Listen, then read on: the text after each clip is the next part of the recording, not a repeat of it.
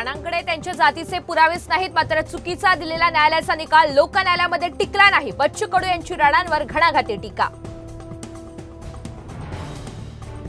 मुख्यमंत्र्यांचे पुत्र म्हणून श्रीकांत शिंदे यांच्यावर अन्याय नको, युवकांचा चेहरा म्हणून मंत्रिमंडळात त्यांना संधी मिळावी, खासदार धैर्यशील माने यांची मागणी. एकनाथ शिंदेना त्रास होईल असं मी बोललो नाही, गोगावले सिनियर नेते, तुम्ही मंत्री असायला पाहिजे होते. निलेश राणे यांचा गोगावले यांच्यावर निशाणा.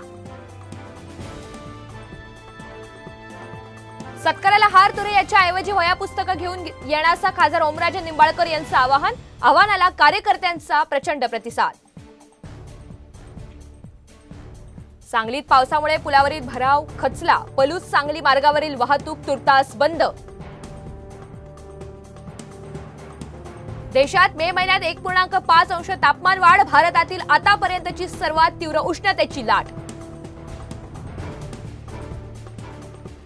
सिंधुदुर्गात अवकाळी पावसानं 2.25 कोटींचं नुकसान, मे महिन्यात झालेल्या अवकाळी पावसामुळे नुकसान झाल्याचा प्राथमिक अहवाल. पेरणीच्या तोंडावर शेतकरी अडचणीत, सोयाबीनच्या दरात सतत घसरण होत असल्यानं शेतकरी चिंतेत.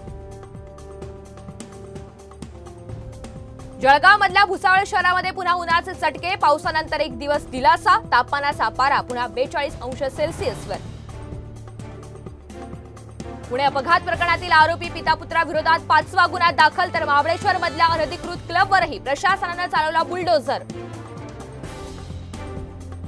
वाशिम शहरात व्यापाऱ्यांकडून बाजारपेठ बंद, व्यापाऱ्यावरील हल्ल्याच्या निषेधार्थ मोठा निर्णय.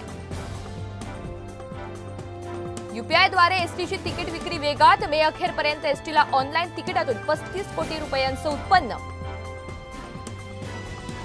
सिंहगड आणि प्रगती एक्सप्रेसचे कोच वाढवा, पुणे रेल्वे विभागाचा रेल्वे मुख्यालयाला प्रस्ताव, पुण्यावरून मुंबईला जाणाऱ्या प्रवाशांच्या संख्येत मोठी वाढ. 30 जूनला संत ज्ञानेश्वर महाराज आणि संत तुकाराम महाराज आषाढी पालख्यांचं पुण्यात आगमन, महापालिकेकडून वारीसाठी जोरदार तयारी. साईबाबांच्या दर्शनासाठी शिर्डीत भाविकांची मांदियाळी, उन्हाळी सुट्ट्यांचा शेवटचा आठवडा आणि शनिवार रविवारच्या सुट्ट्यांमुळे साई नगरीत भाविकांची मोठी गर्दी.